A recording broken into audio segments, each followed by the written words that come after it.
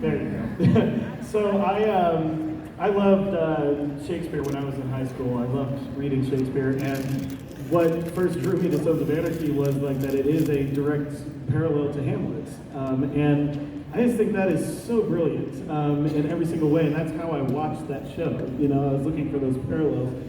Did Kurt Suter let you guys know that at the beginning of the filming? Did you know you were making a Hamlet adaptation? Yes. Yes. So did that kind of inform how you were going to try to play Clay? Because obviously his parallel is King Claudius. So it didn't affect how I was going to play him, but it did affect my knowledge of how the thing needs to ultimately wrap up. I mean, in the play Hamlet, there's only one character left at the end, and that's Horatio. Everybody else dies, and they die in a specific order, depending on what fools they are, how evil they are, et cetera, et cetera, et cetera.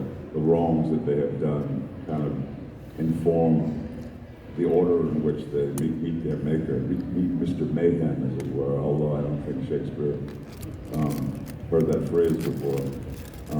But when I see him in heaven, I have that big tequila party.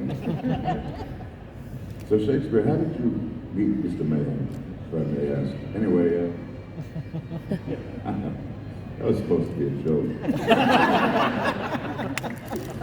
Well, and I also read a little bit about, obviously your last season on that show, season 6, and you said in an interview once, hey, Claudius doesn't make it to Act 5 of Hamlet, so it was known it was coming. But was it different filming that last season, from the other 5, knowing that Clay's exit was coming?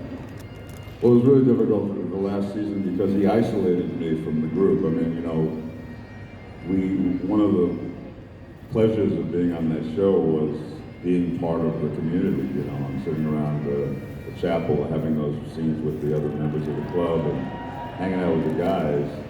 And I never saw them in the entire 6th season. I was in prison the whole time and they were off doing their thing.